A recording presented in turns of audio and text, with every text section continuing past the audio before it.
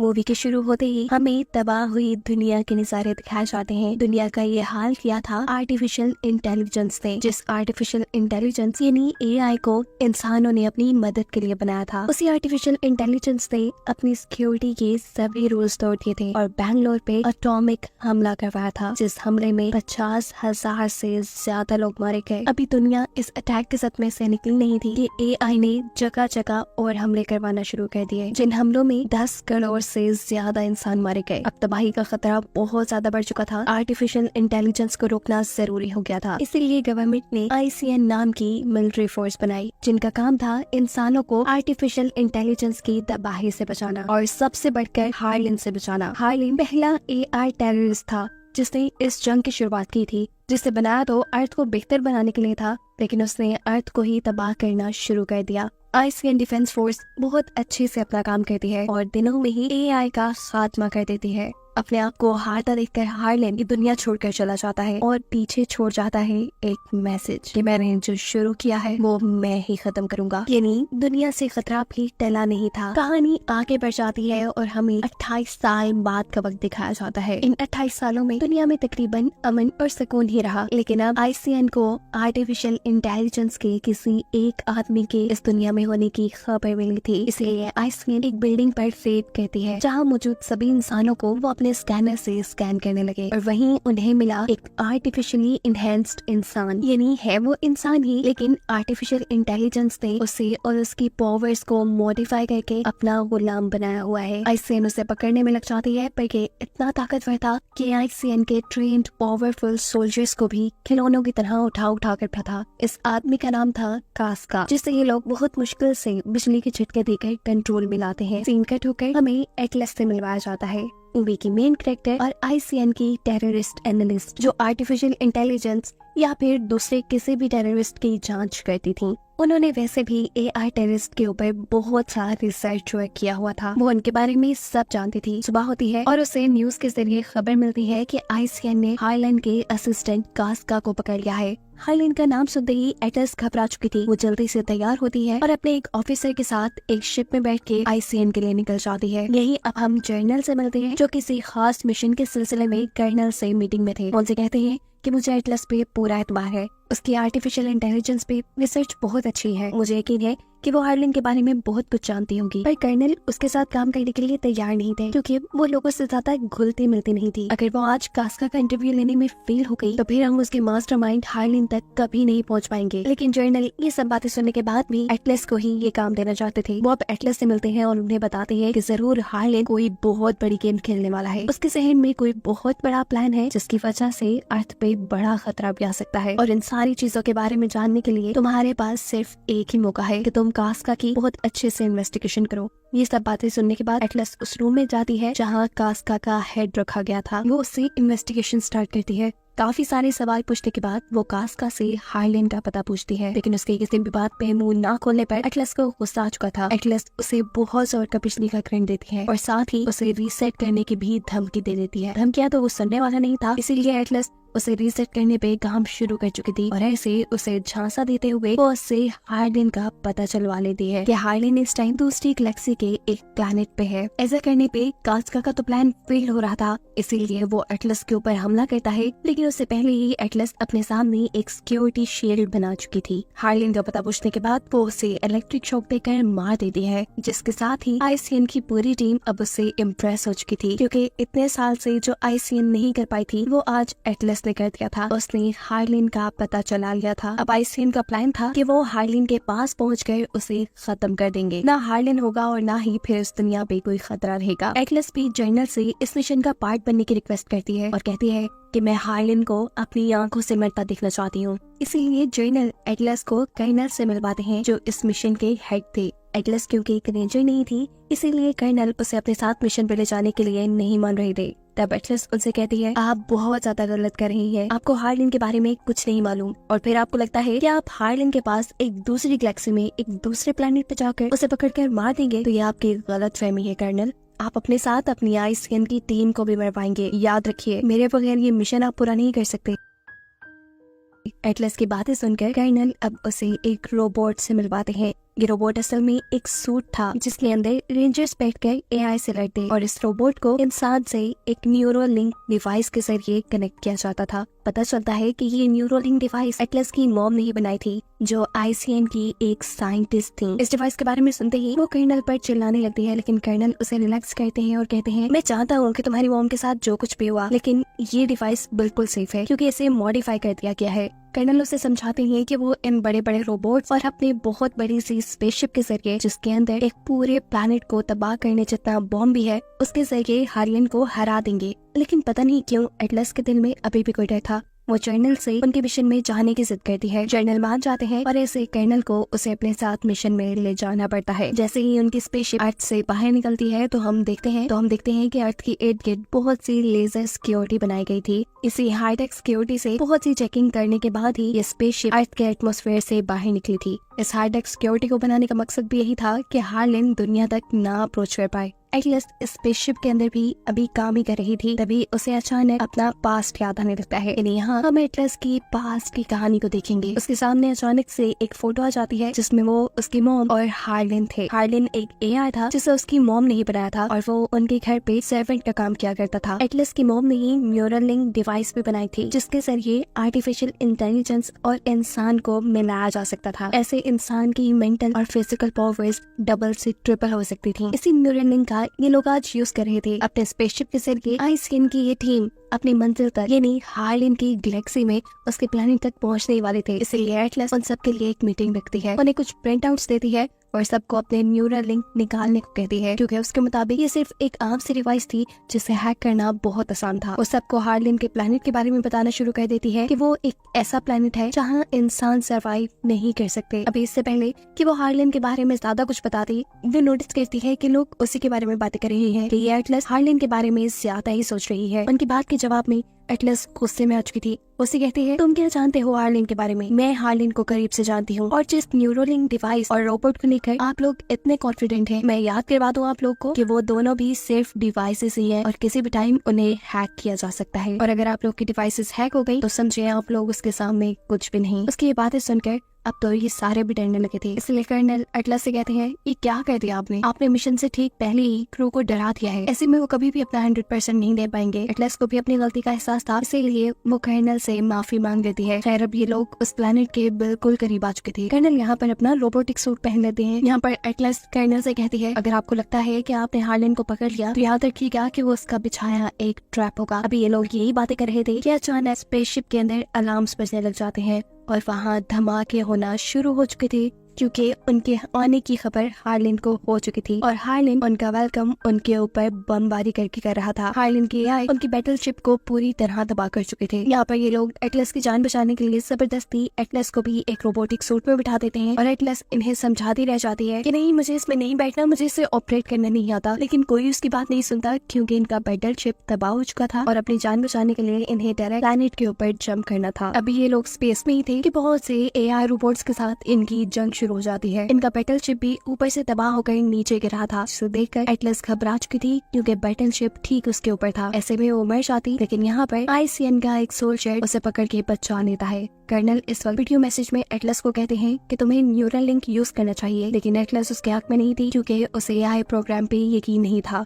और ऐसा करने की वजह से उसका रोबोटिक सूट बहुत जोर से जाकर नीचे गिरता है, जिसकी वजह से एटलस को भी चोट आ जाती है। वो बेहोश हो चुकी थी। जब उसे होश आया तो उसके आसपास कोई नहीं था। वो सभी लोगों से कांटेक्ट करने की कोशिश करती है, लेकिन ये मुमकिन नहीं हो पाता। उसे अब रोना आने लगा था। ना चाहते हुए अब वो अपने रोबोटिक सूट के सिस्टम को ऑन करती है क्योंकि वो जल्द ही अपने रेस्क्यू पॉड तक पहुंचना चाहती थी अपनी जान बचाने के लिए, लेकिन रेस्क्यू पॉड उनसे बहुत ज्यादा दूर था। एटलस अपने सूट से कहती है कि वो उसे रेस्क्यू पॉड तक ले जाए। ये रोबोटिक सूट उसकी बात मानकर काम करने लग जाता है, लेकिन वो बहुत जोर जोर से जंप कर रहा था। ऐसे में एआई रोबोट्स के उनको देखने की चांसेस ज्यादा थे। एटलस उसे आराम से चलने को कहती है, लेकिन वो उसकी कमांड नहीं सुनता क्योंकि अभी तक एटलस ने उसे अपने साथ कनेक्ट नहीं किया। ना चाहते हुए अब एटलस को इस मशीन को अपने साथ कनेक्ट करना पड़ा था और ऐसा करने के लिए वो उसका रेटिना स्कैन करता है, जिसके बाद वो काफी हद तक एटलस की बातें समझने लगा था। अब आहिस्ता आहिस्ता चलते हुए वो रेस्क्यू पॉड तक जा रहा था। रास्ते में एटलस उससे पूछती है कि हमारे पास कितने वेपन्स हैं। जवाब में रोबोट कहता है, हमारे पास 7 वेपन्स हैं, जिसमें एक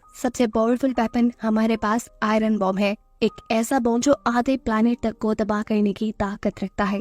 ये रोबोट एटलस को अपना नाम स्मिथ बताता है, लेकिन एटलस कहती है नाम बताना कोई जरूरी था, तुम तो एक कंप्यूटर प्रोग्राम हो। जवाब में वो कहता है नहीं ऐसा नहीं है। चलते चलते ये लोग काफी आगे तक पहुंच जाते हैं, उस जगह जहाँ इनका स्पेसशिप तबाह हुआ था। यहाँ वो देखती है कि ICN का कोई सोल्जर भी जिंदा नहीं बचा था, क्योंकि सबको ही आर्टिफिशियल इंटेलिजेंस के रोबोट्स ने मार डाला था। एटलस ये सोच के दुखी थी कि इन सब को मारने वाला हार्लिन ही है। वो अब अपने रोबोटिक सूट से इन सब लोगों के टैग इकट्ठे करने को कहती है, जिसके बाद वो इन सब के लिए प्रे करती है कि गॉड इनकी सोल को पीस दे और इनकी सोल्स को हेवन में ले जाए। वो यहाँ कर्नल के रोबोटिक सूट के पास जाती है, लेकिन देखती है कि कर्नल अपने सूट के अंदर नहीं थे। इधर करीब ही उसे कास्का भी नजर आ जाता है, हार्लिन का असिस्टेंट। लेकिन वो सोचती है कास्का को तो उसने खुद मारा था, पर फौरन ही उसके जहन में ये भी बात आ जाती है कि हार्लिन ने जरूर दूसरा भी बना लिया होगा। देखते ही देखते यहाँ पर बहुत से AI रोबोट्स आ चुके थे, जिनकी नजर अब एटलस पे भी पड़ गई थी। वो एटलस पे हमला करने के लिए आगे बढ़ते हैं और इनसे बचने के लिए एटलस आगे की तरफ भागते हैं। आगे तूफान आ रहा था, उसने ये देखा नहीं और वो तूफान में फंस चुकी थी। मुश्किल से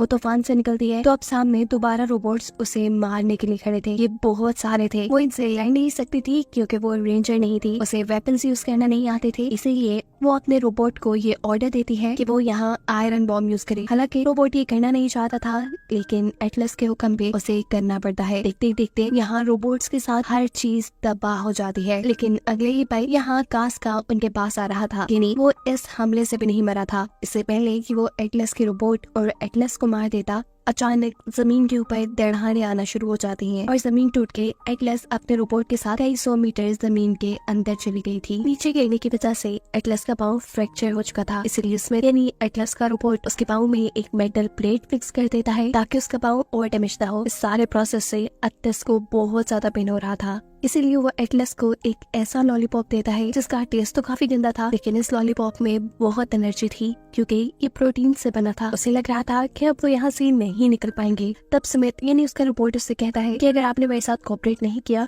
तो हम दोनों की जान ही खतरे में पड़ी रहेगी। आपको मेरे साथ पूरी तरह लिंक्ड होना पड़ेगा। आपके उन न्यूरल लिंक डिवाइस का यूज करना चाहिए। बहुत सोचने के बाद एटलस वो डिवाइस अपने कान में लगा लेती है और ऐसे ये लोग 100% सिंक हो जाते हैं, यानी एक दूसरे से कनेक्ट हो जाते हैं। दूसरी तरफ कास्का हार्लिन को एटलस के उनके प्लेनेट पे आने की खबर दे चुका था। हम देखते हैं कि इस टाइम हार्लिन की कैद में कर्नल थे जो अभी भी जिंदा थे, लेकिन हार्लिन उसे बहुत ज्यादा टॉर्चर कर रहा था। यहाँ पर एटलस जमीन में बने सिंक होल से बाहर निकलने का सोच रही थी, लेकिन वो ये बात जानती थी कि अगर वो बाहर निकली तो AI रोबोट्स उसे मारने के लिए तैयार खड़े होंगे। तब स्मिथ उसे कहता है कि ऊपर जाने में हमें पावर भी ज्यादा लगेगी और ऊपर खतरा भी ज्यादा है। मैंने ऑब्जर्व किया है यहाँ चंद ही किलोमीटर बाद एक गार है, हम वहाँ चलते हैं। ये लोग उस गार की तरफ चलते हैं और वहाँ से निकलने के बाद ये लोग AI रोबोट से बचने में कामयाब हो चुके थे, लेकिन उनकी बुरी किस्मत कि एक ड्रोन की नजर उनके ऊपर पड़ चुकी थी, जिसके जरिए कास्का उनका पता चला चुका था। चलते चलते एटलस एक रेगिस्तान में पहुँचते हैं जहाँ के पहाड़ों के अंदर से अजीब नीली रोशनी निकल रही थी और साथ वहाँ पे कुछ पौधे फूल भी लगे हुए थे और ये सभी फूल भी चमक रहे थे। एटलस को ये बहुत पसंद आए, इसीलिए एटलस ने उनका नाम प्लांटी रख दिया। स्मिथ के बाद जानता था कि कास्का को उनकी लोकेशन का पता चल गया है और वो उनके पीछे भी आने वाला है, इसलिए वो अपने पीछे एक बॉम्ब प्लांट कर देता है। जैसे ही ये लोग आगे बढ़ते हैं, पीछे से कास्का आ जाता है और कास्का के आते ही स्मिथ का लगाया बॉम्ब ब्लास्ट हो चुका था। इनको लगा था कि अब कास्का मर गया होगा, इसीलिए एटलस पीछे जाकर जब उसे चेक करती है तो देखती है कि कास्का का सर अभी भी बचा हुआ है। उसे मारने के लिए वो उसका सर कुचल देती है और सर में लगे सिस्टम के जरिए पता चलाती है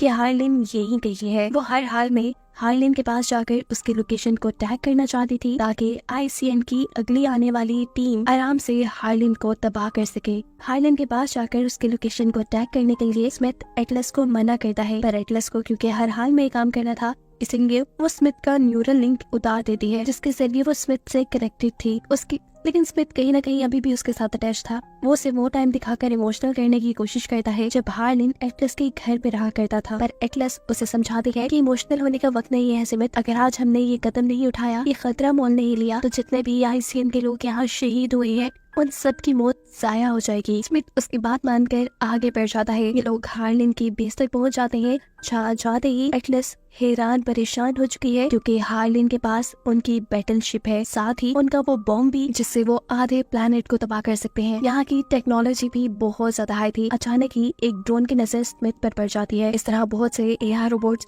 उनके ऊपर हमला करने के लिए आगे बढ़े थे। एटलस भागते हुए अपनी जान बचाना चाहती थी, पर अचानक स्मिथ गिर जाता है। उसे कुछ हो गया था, ऐसे जैसे किसी ने उसे हैक कर लिया हो। स्मिथ के गिरते ही वो मैसेज जो एटलस दुनिया तक पहुंचा रही थी, यहाँ के हालात की रिपोर्ट्स दे रही थी, वो मैसेज भी रुक गया था। ऐसे अर्थ पर मौजूद जर्नल परेशान हो चुके थे कि कहीं हार्लिन के हाथ उनका बैटलशिप न लग गया हो। अगर ऐसा हो गया तो बस वो पूरी अर्थ को तबाह कर देगा। यहाँ दिखाया जाता है कि एटलस को पकड़ के हार्लिन के सामने लाया गया है। अजीब बात थी, हार्लिन उसे देखकर खुश था। वो उसे कहता है, तुम जानती हो ना मैं तुमसे कितना प्यार करता हूँ, तुम्हारी मॉम से भी। वो तो हम दोनों की मॉम है ना, तुम मुझे गलत क्यों समझती हो एटलस? तुम्हें पता है मैं अर्थ की ही भलाई कर रहा हूँ। इंसान अर्थ का जो हाल कर रहे हैं, ऐसे चंद सालों में अर्थ तबाह हो जाएगी। लेकिन अर्थ को तबाह होने से बचाने के लिए मैंने प्लान किया था कि मैं अर्थ के आधे लोगों को मार डालूंगा, ताकि बाकी के आधे लोग दुनिया में आराम से रह सकें। और उन आधे लोगों की प्रोटेक्शन का काम हार्लिन अपने एआई से करवाएगा। हार्लिन एटलस को बताता है कि तुम्हारा यहाँ तक पहुँचना मेरा ही एक प्लान था। मैं खुद चाहता था कि आईसीएन मुझे ढूंढते ढूंढते यहाँ तक आए, क्योंकि मुझे उनका बैटलशिप और उनका बनाया वो ताकतवर बॉम्ब चाहिए था अपने मिशन को पूरा करने के लिए। अब वो एटलस से अर्थ के इर्द गिर्द बने लेजर का सिक्योरिटी कोड पूछता है, ताकि वो अर्थ में एंटर कर पाए। लेकिन एटलस वो कोड नहीं जानती थी। कोड के न बताने पर हार्लिन उसे बुरी तरह टॉर्चर करना शुरू हो चुका था। वहाँ पर कर्नल भी थे, जिन्हें भी हार्लिन ही टॉर्चर कर रहा था। कर्नल एटलस से पूछते हैं, स्मिथ कहाँ है? जवाब में वो कहती है, उसकी बैटरी लो हो गई शायद। कर्नल अब उसे अपना न्यूरल लिंक देते हैं और कहते हैं कि इसके जरिए स्मिथ को अपने पास बुलाओ। एटलस कांटेक्ट करती है, लेकिन जवाब में स्मिथ कहता है, मैं आपके पास नहीं आ सकता, क्योंकि मैं आपके साथ 100% सिंक नहीं हो पाया था। ये बात सुनकर जोर जोर से एटलस रोने लगी थी। उसे लग रहा था कि दुनिया में जितनी भी प्रॉब्लम्स हैं सिर्फ उसी की वजह से है।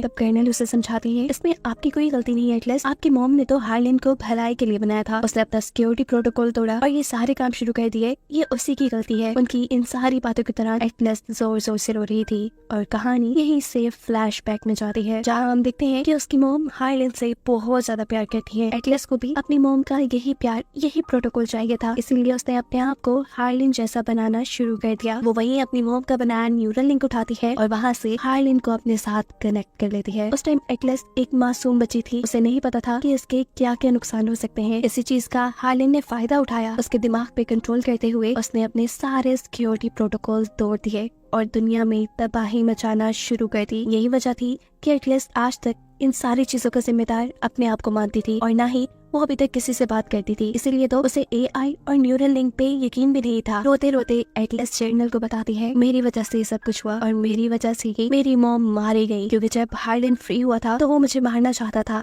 लेकिन मेरी मॉम ने मुझे बचाने के लिए मुझे वहाँ से भगा दिया और वो मर गई। एटलस की ये सारी बातें, ये सारी यादें न्यूरल लिंक के जरिए स्मिथ भी सुन रहा था और ऐसे वो उसके साथ 100% कनेक्ट हो जाता है। स्मिथ अब उसके पास आ चुका था। एटलस अपने आप को फ्री करवाते हुए स्मिथ के अंदर बैठ जाती है और वो लोग तैयार हो जाते हैं यहाँ के रोबोट से लड़ने के लिए। स्मिथ के 4 हाथों का यूज करते हुए एटलस बहुत ही बहादुरी से यहाँ बहुत से एआई रोबोट्स को मार चुकी थी। हार्लिन के स्पेस में तबाही मच गई थी, इसीलिए हार्लिन ये सब कुछ चेक करने के लिए उसके सामने आते हैं। इससे पहले कि एटलस और उनके दरमियान में लड़ाई होती, एटलस आसमान में दिखता है, जहाँ इंसानों का ही बनाया हुआ बैटलशिप अब उसके कहने पर दुनिया में तबाही मचाने के लिए जा रहा था। ये चीज एटलस की भी नजर में आ जाती है। वो जानती थी कि उनका बैटलशिप अर्थ पे तबाही मचा देगा, इसीलिए वो बैटलशिप को रोकने के लिए उसके ऊपर फायरिंग शुरू कर देती है और उसकी ये कोशिश कामयाब भी होती है, क्योंकि बैटलशिप अब तबाह हो चुका था। और ये देखकर हार्लिन गुस्से से पागल हो जाता है। वो अब अपने हाथ से एक तलवार निकालता है एटलस से लड़ने के लिए। अपनी इस तलवार के जरिए वो स्मिथ से लड़ा था। स्मिथ के साथ तो एटलस भी कनेक्टेड थी, क्योंकि वो हार्लिन को जानती थी, इसीलिए जल्द ही वो हार्लिन के मूव्स समझते हुए उसकी मूव्स का सामना करना शुरू कर चुकी थी। यानी कह लें कि वो अपने डिफेंस में लड़ रही थी, लेकिन इसमें वो ज्यादा कामयाब नहीं हो पाती। हार्लिन स्मिथ के पावर सिस्टम पर हमला कर चुका था, जिसकी वजह से अंदर एटलस को भी काफी ज्यादा बिजली के झटके लगते हैं और वो बेहोश हो जाती है। एटलस को बचाने के लिए स्मिथ अपने आप को खोल देता है और एटलस को अपने अंदर से बाहर निकाल देता है। साथ ही साथ वो अपने दूसरे हाथ से हार्लिन से लड़ भी रहा था और उसे एटलस तक आने से रोक भी रहा था, पर ज्यादा देर हार्लिन को वो भी ओवरपावर नहीं कर पाता। हार्लिन अब उसके एआई सिस्टम के ऊपर ही हमला कर देता है और इससे पहले कि वो उसके बाकी सारे सिस्टम भी तबाह कर देता, पीछे से कोई हमला करते हुए हार्लिन को ही मार चुका था। ये एटलस थी जिसे होश आ गया था, वो यहाँ प्यार से स्मिथ को देखती है क्योंकि अभी स्मिथ ने उसकी जान बचाई थी। स्मिथ और वो अब दोस्त बन चुके थे। ना चाहते हुए भी एक और मर्तबा एटलस ने एक एआई से दोस्ती कर ली थी। यहाँ स्मिथ एटलस को बचाने के लिए अपने आप को डिसेबल करने का फैसला करता है क्योंकि जिस प्लेनेट पे वो है वहाँ पर इंसानों का सरवाइव करना आसान नहीं। उनके पास इतनी ही पावर है कि अगले चंद घंटों के लिए एटलस को ऑक्सीजन मिलती रहे। अब एटलस क्योंकि स्मिथ को पसंद करने लगी थी, इसलिए वो नहीं चाहती थी कि स्मिथ डिसेबल हो, पर यहाँ स्मिथ उसे कॉफी वाला लॉलीपॉप देकर अपने आप को डिसेबल कर देता है, जिसकी वजह से एटलस इमोशनल हो जाती है। थोड़ी ही देर बाद आईसीएन की टीम एटलस को रेस्क्यू करने के लिए यहाँ आ चुकी थी, जिसके बाद सीन कट होकर हम एटलस को दुनिया में देखते हैं। यहाँ उससे जर्नल मिलने आए हैं और वो उससे कहते हैं गेस करो मैं तुम्हारे लिए क्या गिफ्ट लेकर आया हूँ। एटलस कुछ नहीं बोलती तो जर्नल एक बॉक्स खोलते हैं। उसके अंदर वही पौधा था जिसे हार्लिन के प्लेनेट पे एटलस ने प्लांटी का नाम दिया था और ये एटलस के लिए उसका दोस्त स्मिथ ही गिफ्ट लेकर आया था। उस दिन जितने भी लोग मरे थे उन सबके पेरेंट्स एटलस का शुक्रिया अदा कर रहे थे क्योंकि उसकी वजह से उनके टैग्स वापस आ पाए। एटलस यहाँ खामोश हो जाती है और जर्नल वापस जाने के लिए मर जाती है। एटलस जर्नल को रोकती है और कहती है शुक्रिया मुझ पे यकीन करने के लिए। उनके यकीन नहीं तो एटलस को इस काबिल बनाया था कि उसने हार्लिन को एक दूसरे प्लेनेट पे हरा दिया था और अब एटलस की वजह से ये दुनिया बिल्कुल सेफ थी। एटलस अब एक रेंजर बन चुकी थी और यही तो वो हमेशा से बनना चाहती थी।